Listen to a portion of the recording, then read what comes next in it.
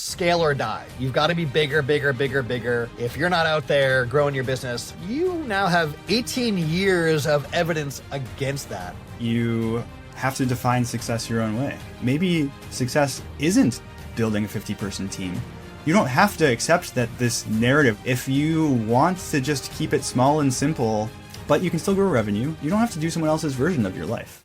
What if you could grow revenue every year for 18 years with no employees, no outside investment, and a business that shuts off at 5 p.m. every day? Our guest today built exactly that, but it didn't start that way.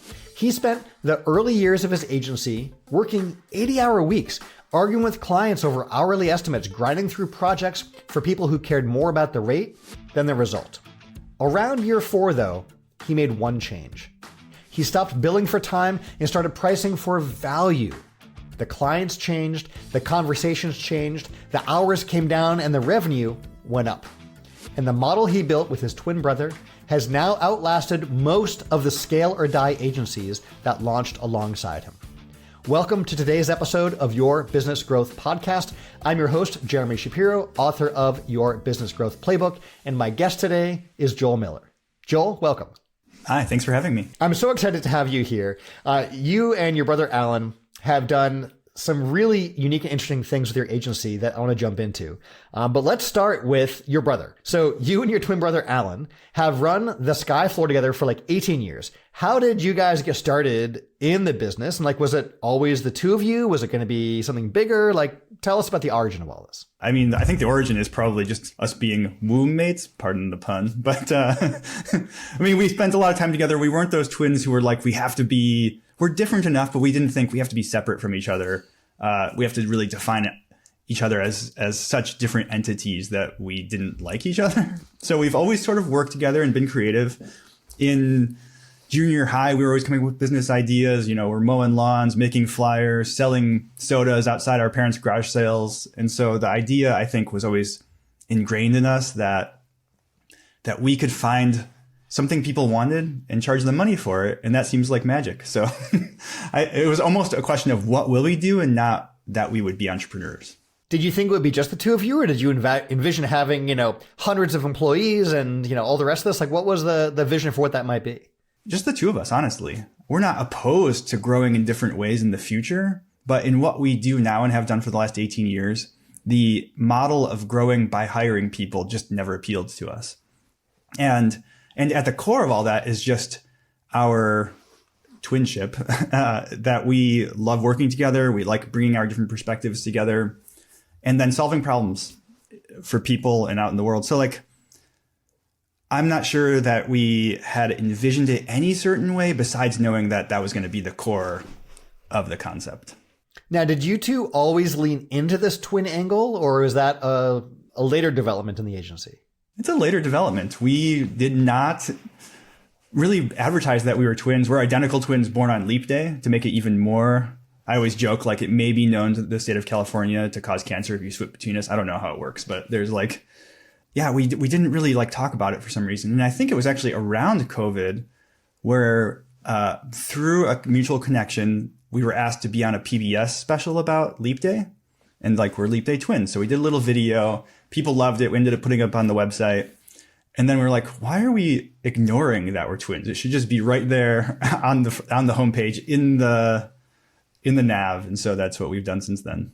Yeah, you have a really neat page on your site talking about all these interesting stats about not just twins, but Leap Day twins and the narrowing nerdy numbers of it, which I really enjoy. Yeah, I'm always if you find another agency owned by Leap Day twins, you should hire them, but introduce us so we can have the world's only Leap Day twin marketing agency conference. That would be a wonderful gathering of the four of you. Yes, exactly. So when you and Alan launched the business, what was the business model out the gate? How's that changed? How are you guys pricing projects, specializing? Tell us about the early years of the business. Yeah, the early years were basically, who will hire us, right? You're in that kind of just grind, hustle mentality. I gotta get some work and build a portfolio. And it started because we had people asking us, can you do this type of work? Can you do this type of work? So it sort of went from logo design and a lot of photoshopping of things to, can you make websites?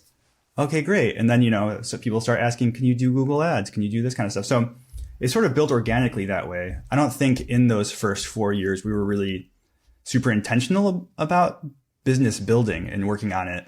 It was more just that survival stage of, okay, this is sort of working. let's just keep pushing. Well, businesses in those earlier years are often doing exactly what you're talking about there, trying to find their way. What is that specialty? And you're sort of saying yes to everything. So by around year 4, like by your own account, you guys are working these 80-hour weeks covering all these different things your clients are asking you about. And what was that client experience like? What were those conversations like? And what was the work life like at that point?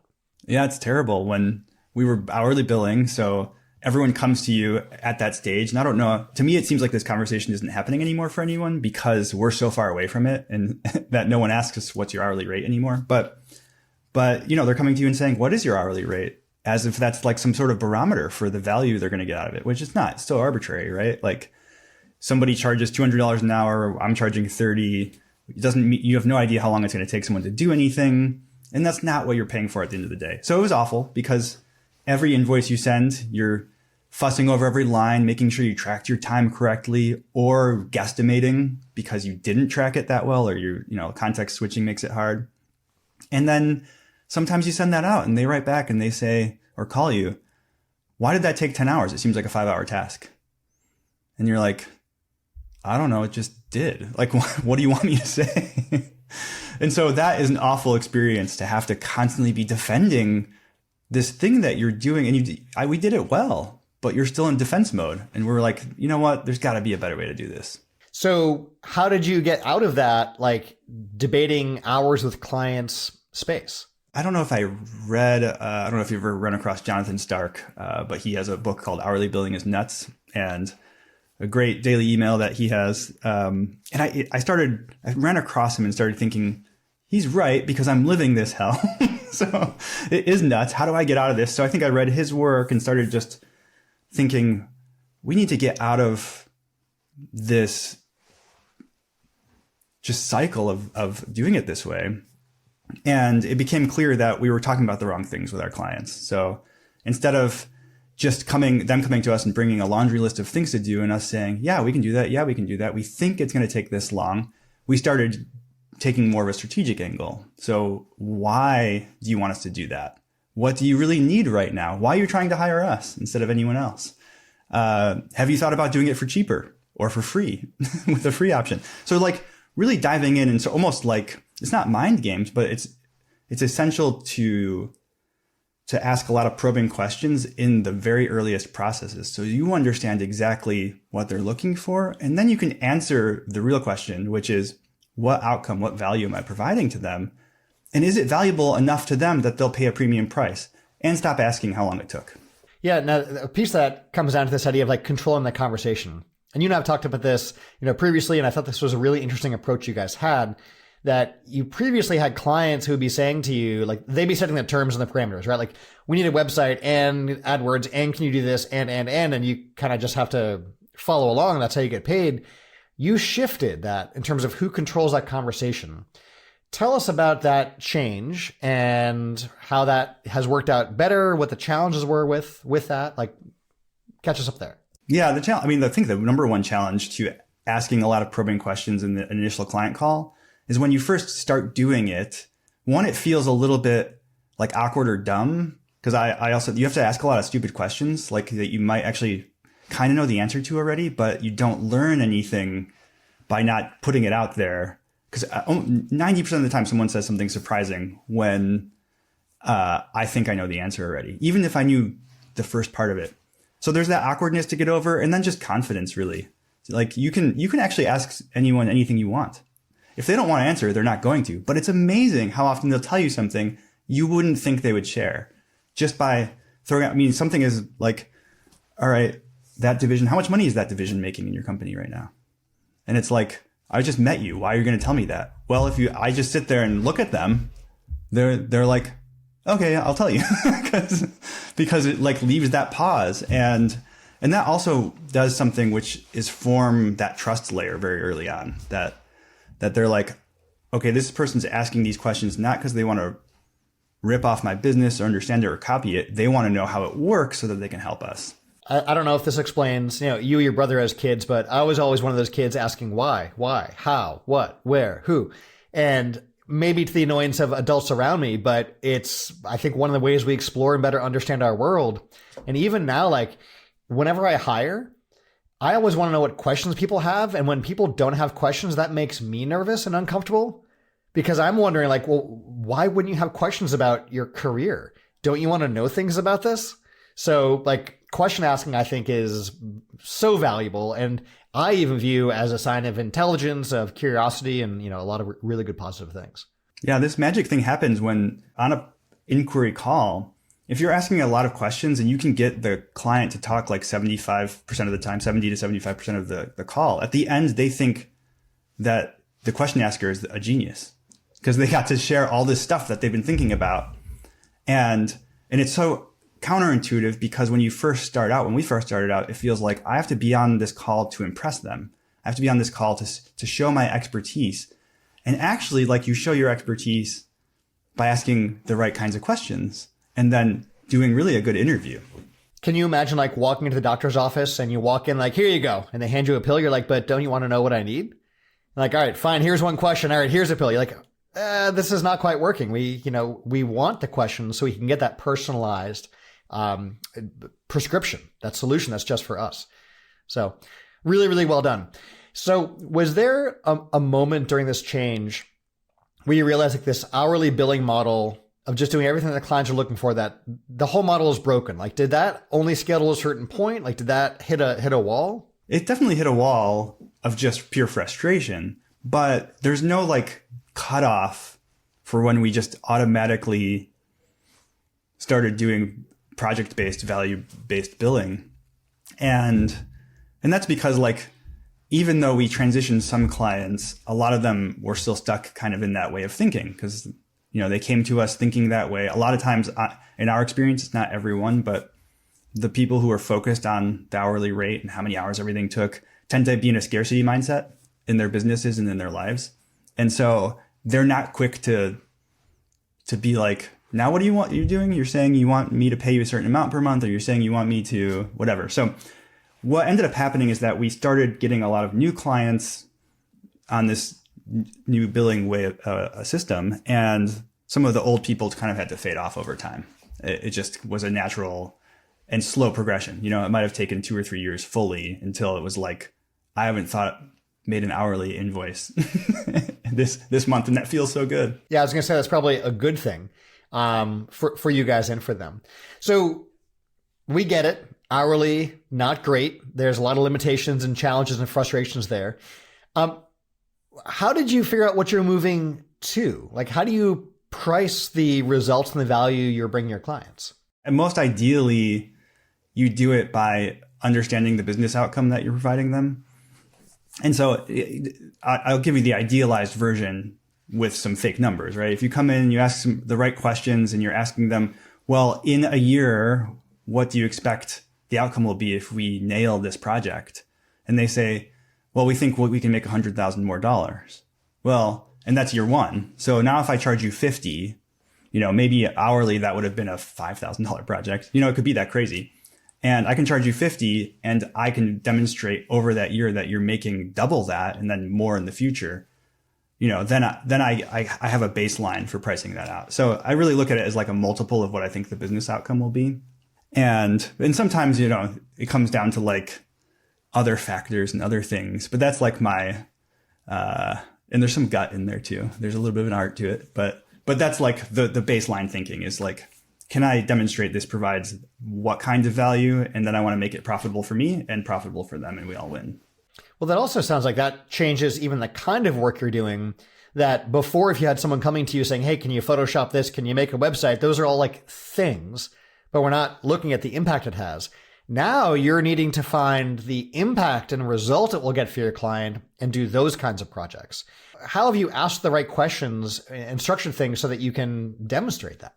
I mean, essentially what it comes down to is that if someone doesn't want that kind of work from us, I don't think we're a fit anymore, because it's boring to me to just make things or just like, I'll always interject a little bit of what I think they should really be doing. But like, I want to be in the strategic conversation with whoever it is, but someone on the executive team typically who is trying to make the decisions that actually move the needle for their business. And if I don't get to be involved on that level, I'm usually not interested anymore.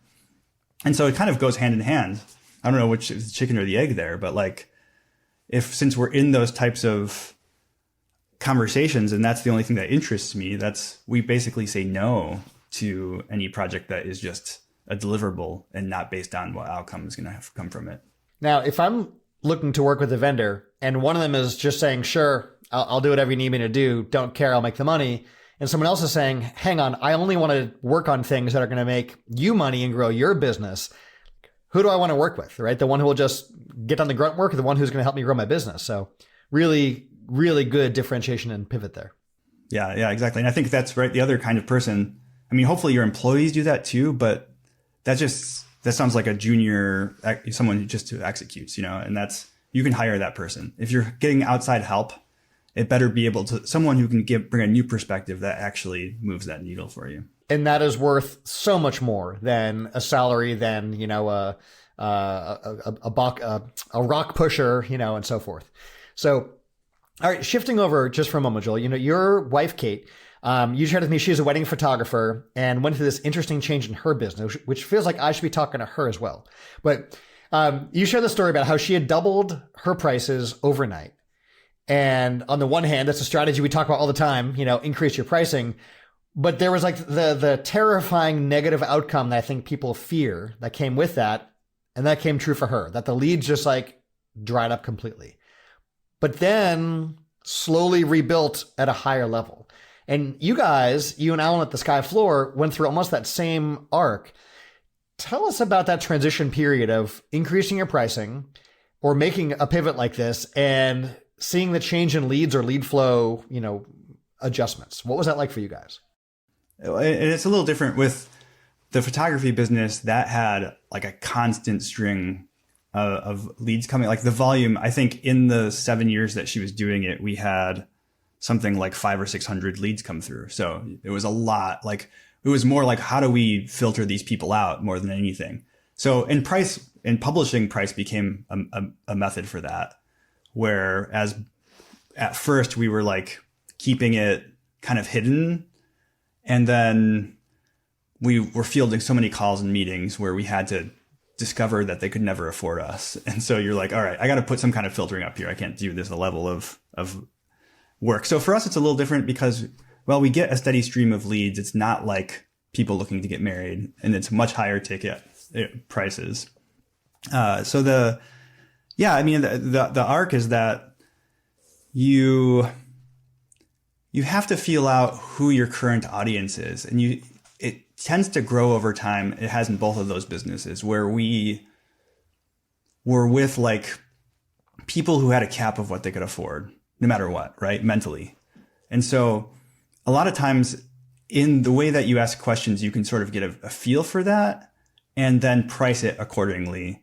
But as you kind of start pushing that envelope, you start meeting more and more people in their spheres who expect that the work, valuable work, is costly. I would say not expensive. It costs something because it's an even exchange. So yes, there's like a transition period where like now if you told 10 years ago me what we're charging per project, I would be like, that's impossible. That'll actually never happen.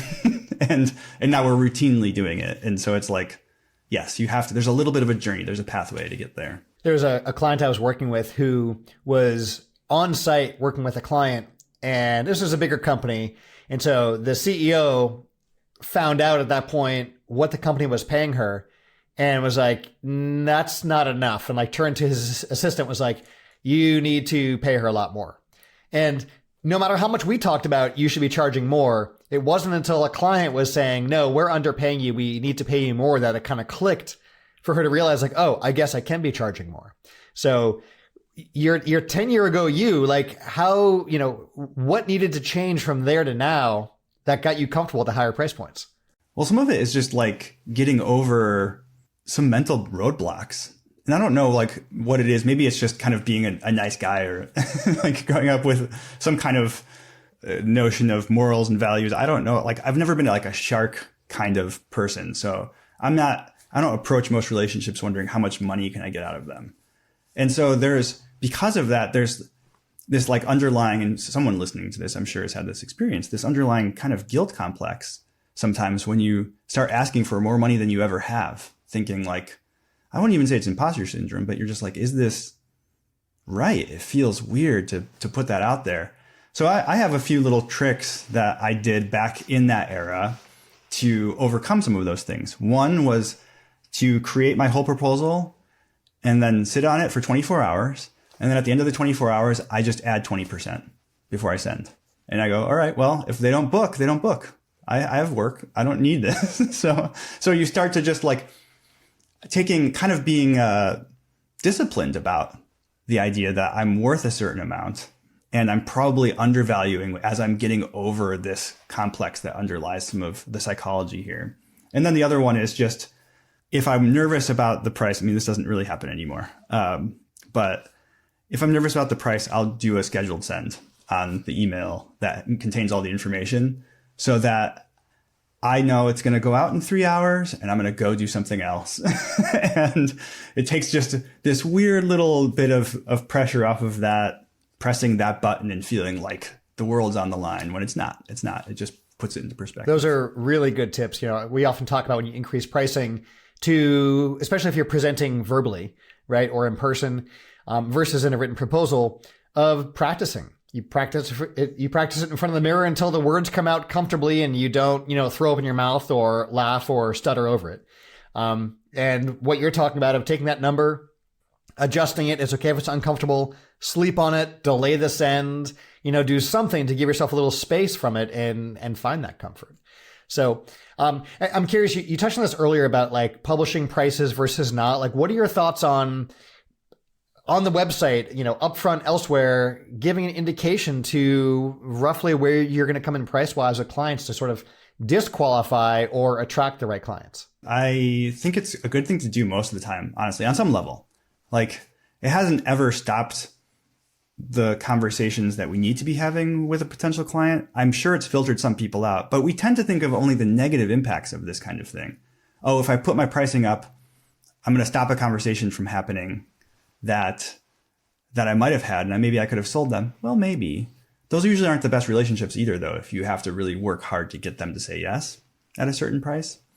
But on the flip side of that, someone may have a budget in their head already, and if they see no pricing, they either assume it's way too expensive, so maybe beyond their reach, or they assume that they don't know like that you're actually, because like price is a value signal. And so they might see nothing there and then have no information. They might see your price and then go, oh, they're charging that much. They're probably worth it on some level. I should find out more about this. So it doesn't always have to go negative. And I think there's something to adding that filter out there. So there's an expectation that you're worthwhile. That's smart.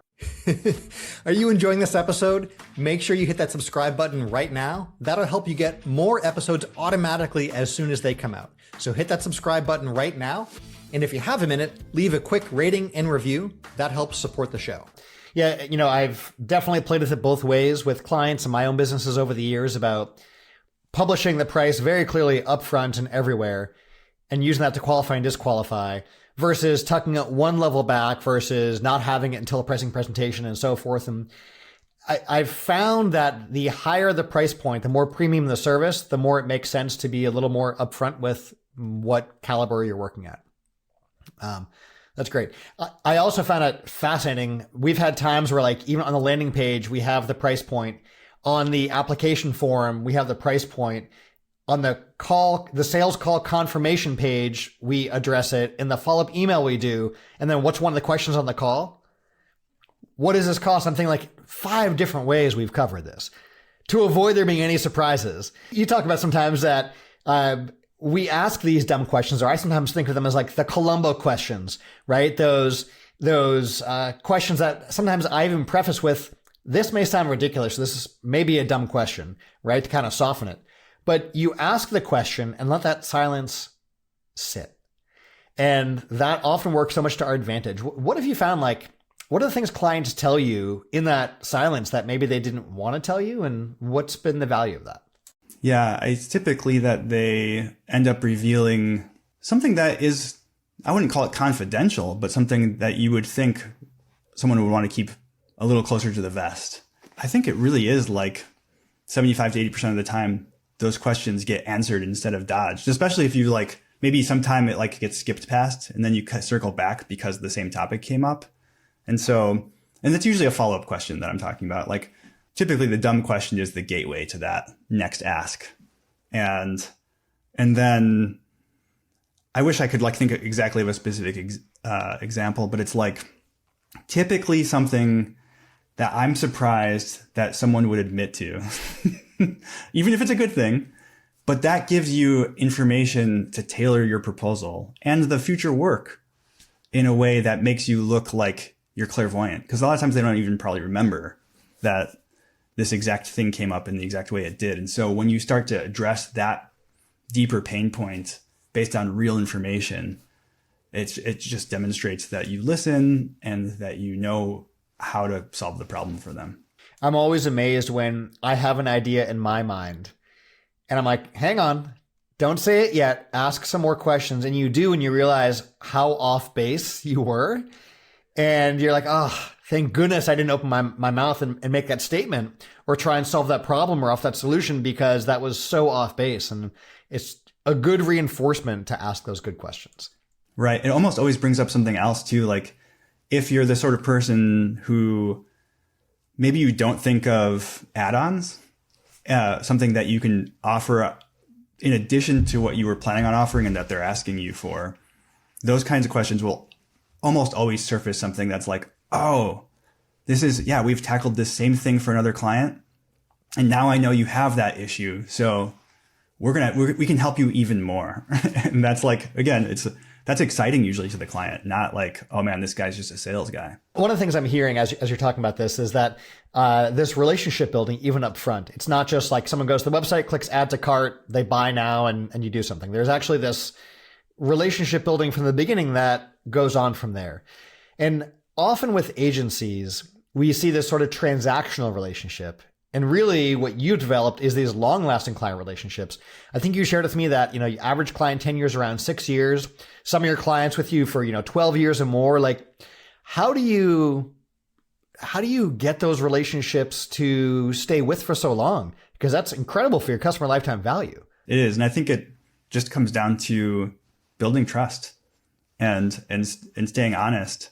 We see so many agency relationships that we've come in afterwards or alongside for a time.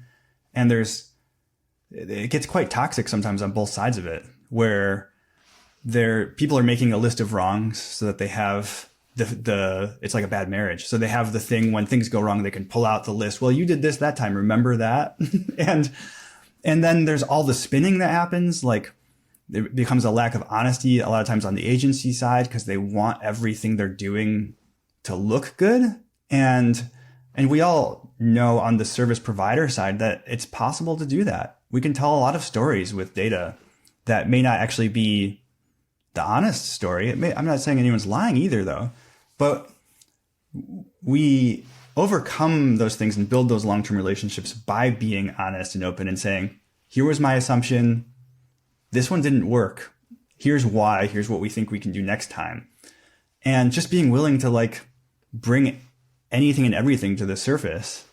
And even when it looks bad for me, and that means they come back for the next project over. And we've had people come to us and leave and then come back. And that's one of the reasons they came back, because they didn't have that with the in-between agency and they desired that type of partnership. I'm also guessing you don't just yes your clients. You might, ask them uncomfortable questions or say unpopular things from time to time. Definitely. Yeah. Oh yeah. There's a lot of times where I'm on a call and I'm like, wait, what? Why does that work that way? Has anyone been asking that? Because we should be. There's no sacred cows in my view, whether it's my idea or someone else's. The only thing that matters is where we're headed. And if something isn't getting you there, it should be jettisoned. It's not worth keeping just for ego. Well said. Now, with a higher customer lifetime value and clients who stick with you a longer time, that opens up a lot of different possibilities. What have you found starts to become possible when you have these longer term relationships and clients who, have a not just recurring billing with retainers or ongoing projects, but have this length of time with you as you've seen their business grow alongside you for all these years? What becomes possible under that scenario?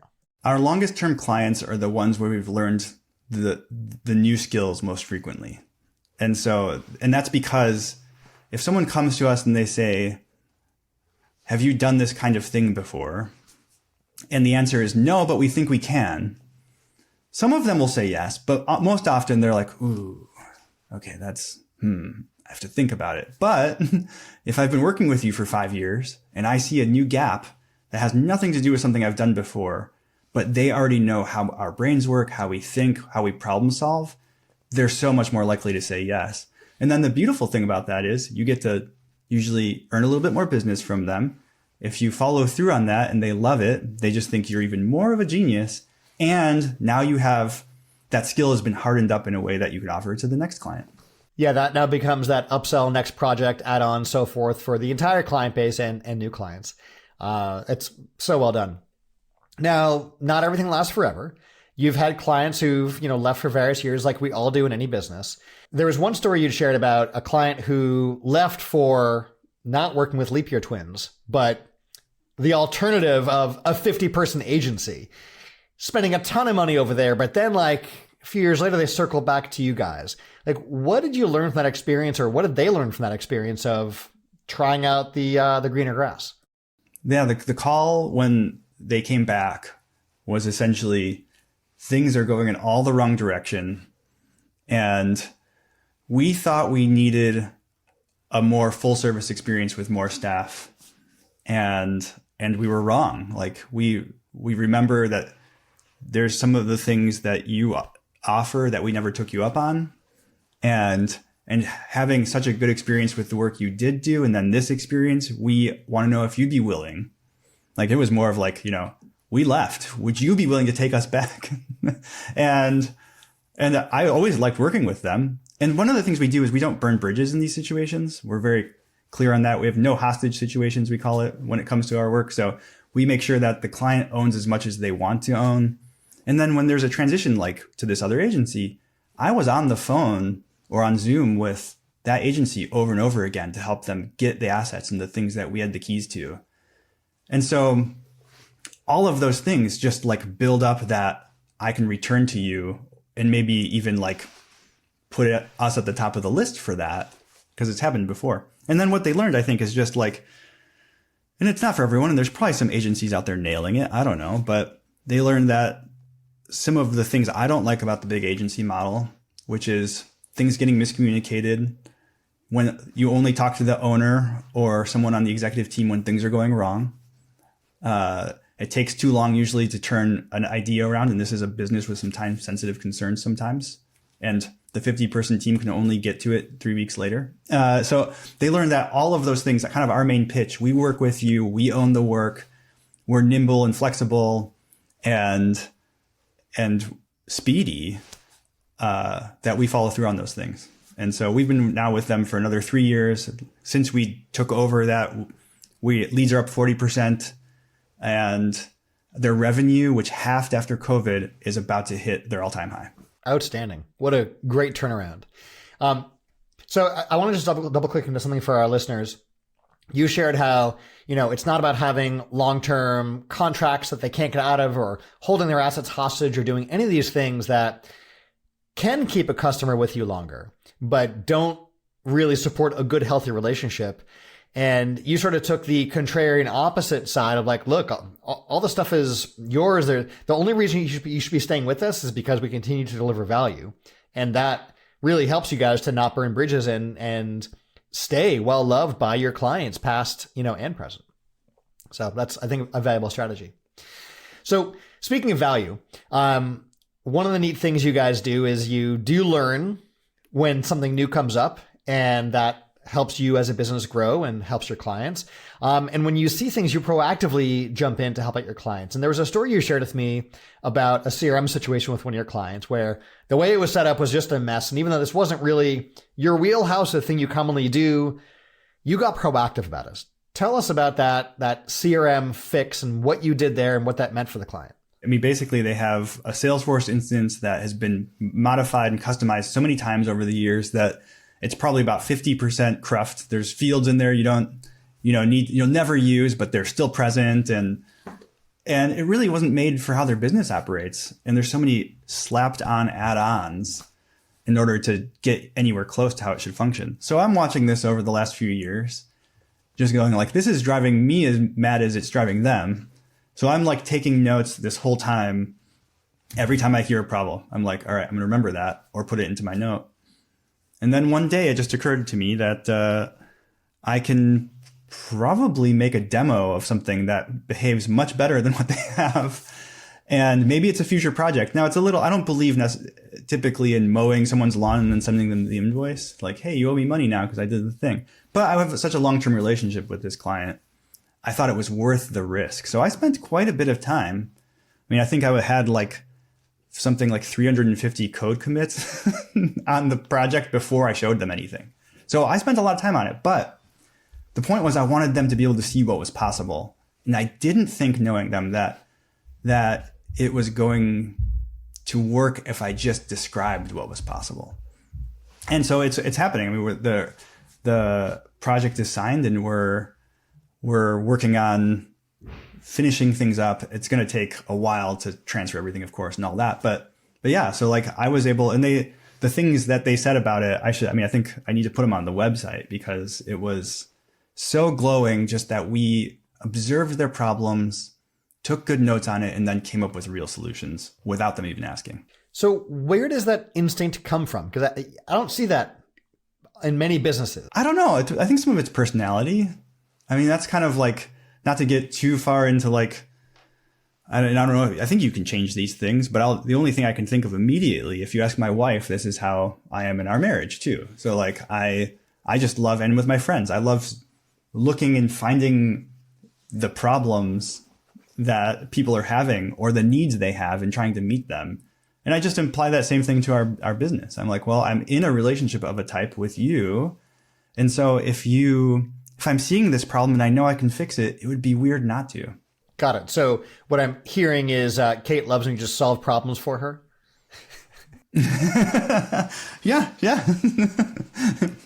So speaking of family, you observe something that I find so valuable, and I learned in my own life and my relationships over the years, is that you turn it off at 5 p.m. No notifications, not after hours, not on the weekends. I know my own story behind that, and I love when other people sort of see that light.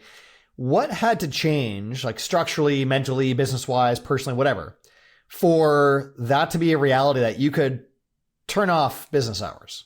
I think before it was even possible, I did turn off the notifications. So I was like, I can't keep getting, and people can get to us in an emergency, but I can't keep getting notifications on my phone all weekend long and every night after hours. That's taking me away from dinner. So the first step was just saying like, I'm not going to get these. And what's interesting is that you start to set the expectation that that's not going to happen anymore. And so clients stop thinking they should try it. So there's one layer of that. They limit themselves because they know I should only reach out in a true emergency.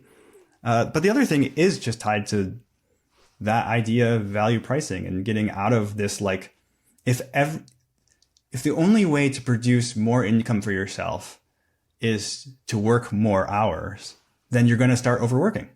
It's like, because it's not, and you can't just go and say, I'm going to raise my price from $30 an hour to $50 an hour. None of the clients you have will bear that typically, maybe, 5% of them.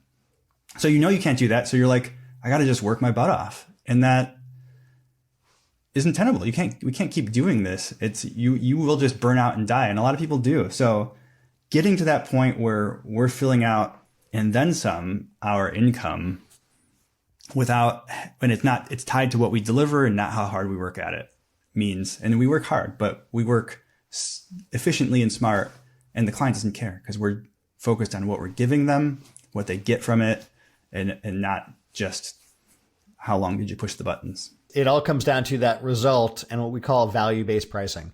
I think back to when my wife and I were first dating. I think it was like our second date, we're out for dinner, and my phone buzzes and I look down and I get back to a client and put it away, and I think it buzzed like a second time, and I'm like, what am I doing? Like, I'm sitting across the table from this beautiful, amazing, interesting, incredible woman, and I'm like half tuned in, like everything is wrong with this. And it was really one of those like deciding moments. I'm like, oh, well, that's done. I'm not, taking calls or texts after 5 o'clock on the weekends and all that. And it was just over. And much like you said, people are like terrified about this idea, but your clients realize like, oh yeah, I'll hear back in the morning. Like I'll hear back when he's, back in the office. And that's an okay thing.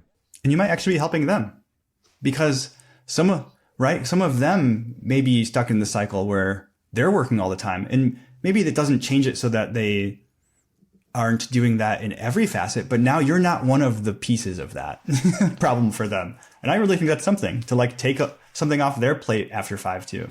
Yeah. I remember there was a vendor we were working with in one of her businesses years ago, and she would almost get annoyed if she got a message or an email or something outside of her she was off like 2 or 3 time zones. If she got a message, she felt she had to get back to us, and she was trying to make it like our problem. Like, hey, like when you message me in the evenings and weekends, like I need to get back to you. And I was sort of thinking like, I feel like that's your boundary to enforce. Like you shouldn't be looking at these messages. When we send an email is an asynchronous thing. Like that's just meant to be in your inbox on Monday. If you're offline, like that's okay. We respect that, but don't make that on us. Like it's okay to have that boundary.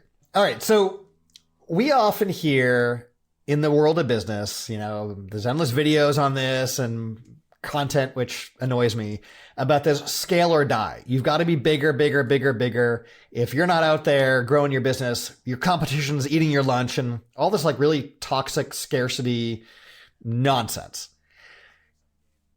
Right? There's only so much business and someone else is taking yours. So especially like in the agency space, it's almost like a religion there. You now have 18 years of evidence against that. What would you say to, a business owner who is sort of stuck in that bubble and that belief system of scarcity and scale or die? Yeah, I think it's that you have to define success your own way and what a win is for you. And so if you're feeling that tension, maybe success isn't building a 50-person team, and that's okay. You don't have to accept that this narrative that sometimes it feels like it's being pushed on us. I mean, it took me some years to feel like I wasn't a failure because I wasn't a billionaire by 30. I mean, I'm just joking about that, but we all read these Forbes articles and things that like are so glowing and definitive about certain ideas that it feels like it's impressed upon us that you don't have to listen to it. And if you want to just keep it small and simple, but you can still grow revenue, which we've proven with other mechanisms, do it. You don't have to do someone else's version of your life. You can pick your own. Yeah, that's really well said. And I think when you're in it, it's hard to see that. And so when we have the examples that prove otherwise, like yourself, that's powerful. And a question I always love to ask, not just in business, but even socially or on vacation or with a family, and this may sound ridiculous, but is asking about what that definition of success is. And for me, like one of the first times I heard that is I was heading away on a weekend trip to a friend's lake house. And she asked us like, hey, before we all head away for the weekend, like, what's your definition of success? I'm like, I thought we were gonna be hanging out. But it was really valuable because one person is like, for me, it's playing games. And someone else is like, oh, I'm going to go on hikes. And someone else is like, I want to go in the lake. And someone else, I'm cooking meals together. And once you saw all that, I was like, oh, well, we can do all that. And now we get to the end of the weekend and everyone can say, yeah, my box got checked. I got the thing I wanted and a bunch more, as opposed to not knowing what success is and then feeling at the end of the weekend disappointed. And so in business, with family, with trips, all this stuff, it's a really great question of what is our definition of success? Right. And it's one to ask your clients if you're in a service business, right? Because if they can't tell you that, you can help them. And I think that's worthwhile. But if you enter into an engagement without anyone knowing what it is, expectations will be missed and there will be disappointment on both sides. Agreed.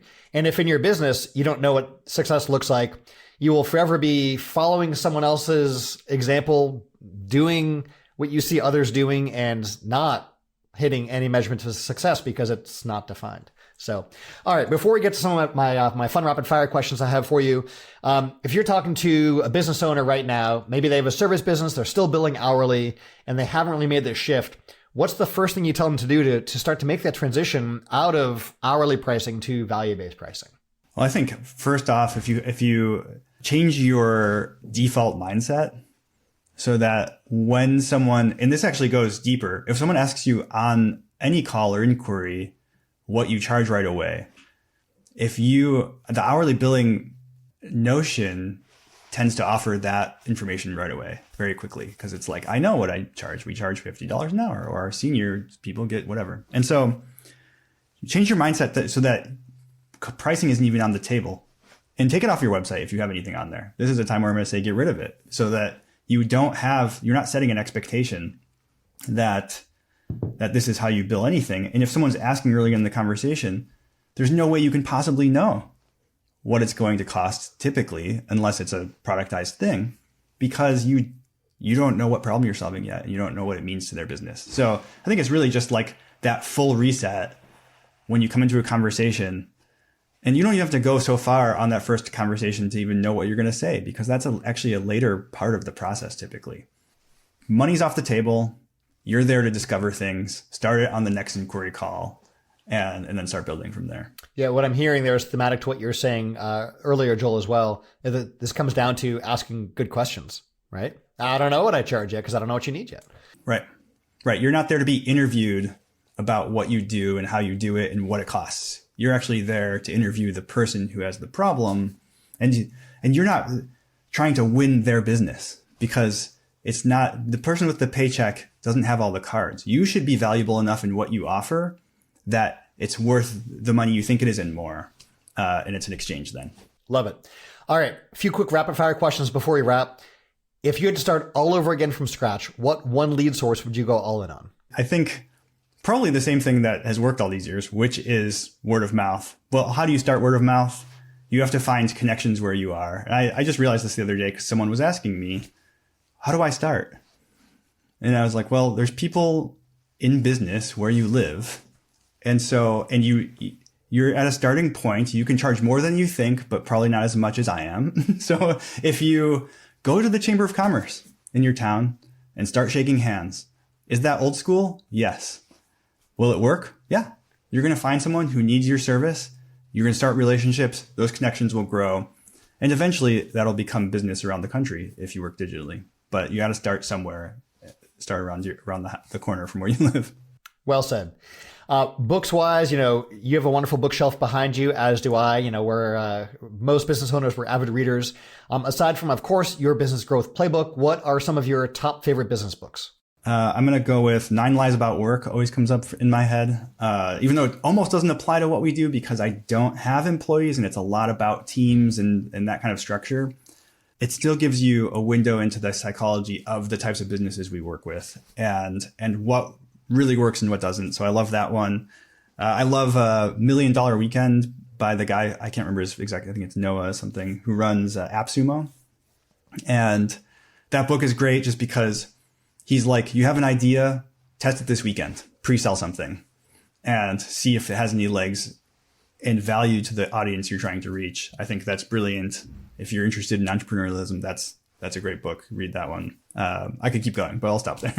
Those are great. And I absolutely have tested ideas out and launched multi-million-dollar businesses over a weekend, just testing. So that's awesome advice. Excellent. All right. Last rapid fire question for you. Who was one of your unlikeliest mentors? A story that comes up immediately is in high school, we had like a big conflict in our friend group. And one of the girls in the group was the one who came to my brother and I, because we were both involved, and said, I know who you say you want to be, but are you actually acting and living out the way you want to be? And we were like, no. And so she facilitated a reconciliation with some of the people involved. And that's always stuck with me, just like the courage in high school to like come to some of your guy friends and be like, I'm calling you to the higher thing you already say you believe in. But wow, what an incredible friend to have had. That's beautiful. All right, so Joel, to recap for our listeners, you guys spent the early years grinding it out through these 80-hour weeks with clients who cared more about the rates than the actual results. And around year 4, you made this really key shift from hourly billing to this value-based billing.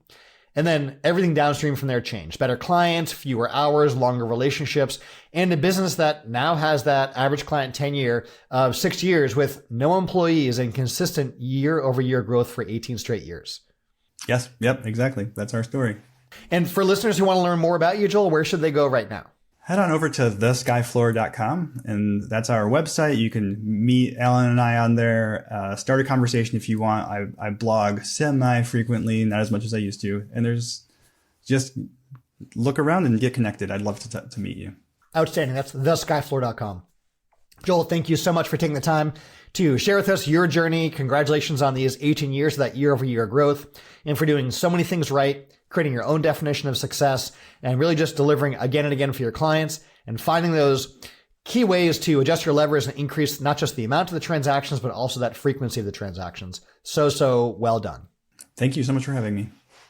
Thanks so much for listening. Quick reminder, hit that subscribe button right now so you can get more episodes when they come out automatically. And remember to leave that rating and review right now.